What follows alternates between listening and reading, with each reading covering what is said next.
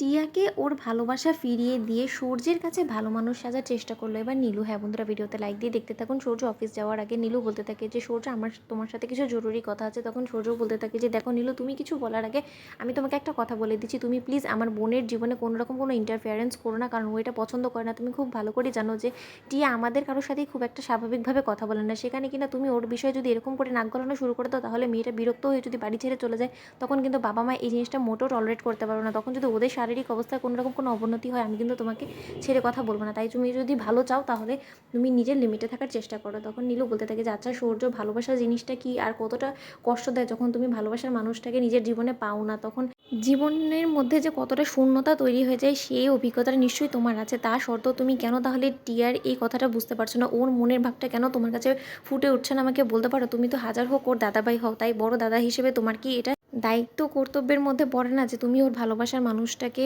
ওর প্রিয় মানুষটাকে ওর কাছে ফিরিয়ে দাও? তাহলে তো প্রবলেমটা সলভ হয়ে যায়। তোমরা কেন বারবার করে এরকম আপত্তি করছো বলো তো? আমি মানছি যে তোমার গোটা পরিবারের লোকেরা ওই ছেলেটার কাছে টিয়াকে তুলে দেওয়ার জন্য বিরুদ্ধে, কিন্তু তাই বলে সকলে মিলে যদি টিয়ার উপর এরকমভাবে প্রেশার ক্রিয়েট করতে থাকো, তাহলে তো টিয়া কোনোদিনও বিয়ের জন্য রাজি হবে না। দেখছো তো কত বছর ধরে ও বসে আছে, কিন্তু তা সত্ত্বেও ও সেই মানুষটার কাছেই ও বিয়ের জন্য রাজি হয়েছিল, যে মানুষটাকে ও ভালোবেসেছিল। এখন সেই মানুষটাকে ও পায়নি বিধায় এখনও পর্যন্ত বিয়ের জন্য রাজি হচ্ছে না। সেখানে যদি সকলের বিরুদ্ধে গিয়ে তুমি একবার অন্তত বড় দাদা হিসেবে টিয়ার সাপোর্টে গিয়ে দাঁড়াতে, তাহলে হয়তো বা টিয়াও একটু কনফিডেন্স পেতো, তাই না? তুমি তো সেটাও করনি। তুমি তোমার দায়িত্ব কর্তব্য সব কিছুই তো একবারে ঝেড়ে ফেলে দিয়েছো। তখন সূর্য বলতে থাকে যে আচ্ছা নীলু, তোমার এত হঠাৎ করে উদারতা কেন তৈরি হয়ে গেলো টিয়ার প্রতি, তুমি আমাকে বলতে পারো? তুমি এসেছো পর থেকে তো আমি একবারও টিয়াকে তোমার সাথে ভালোভাবে ব্যবহার করতে দেখিনি, কিন্তু তা সত্ত্বেও টিয়ার প্রতি তোমার এতটা ইন্টারেস্ট, এতটা দরদ কেন উতলে পড়ছে বলো তো?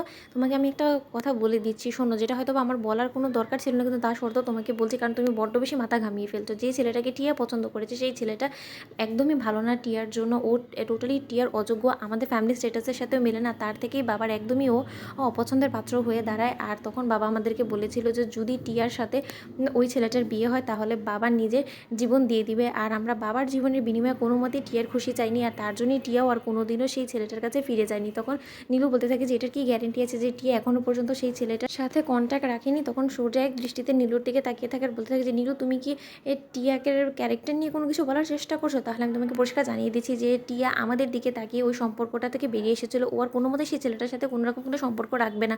আমি খুব ভালো করেই জানি। কথা বলা মাত্র নীলু বলতে থাকে যে তোমাদেরকে হয়তো বা ও এটাই বলেছে, তাই তোমরা অন্ধের মতন বিশ্বাস করে ফেলেছো, কিন্তু তার শর্তে এরকমটা তো হতেই পারে যে ও ভেতরে ভেতরে গোপনে ওই ছেলেটার সাথে এখনও সম্পর্ক রেখে গিয়েছে। নয়তো বা তুমি একবার ভেবে দেখো না যে যদি এখনও পর্যন্ত ওদের মধ্যে কোনো রকম কন্ট্যাক্ট নাই থেকে থাকে, তাহলে ও কী করে এখনও পর্যন্ত ওই ছেলেটার জন্য অপেক্ষা করে যাচ্ছে বলতে পারো? নিশ্চয়ই ও আনম্যারিড, তাই না? তো বন্ধুর ভিডিওটা ভালো লাগলে লাইক এবং শেয়ার সাবস্ক্রাইব করতে ভুলো না।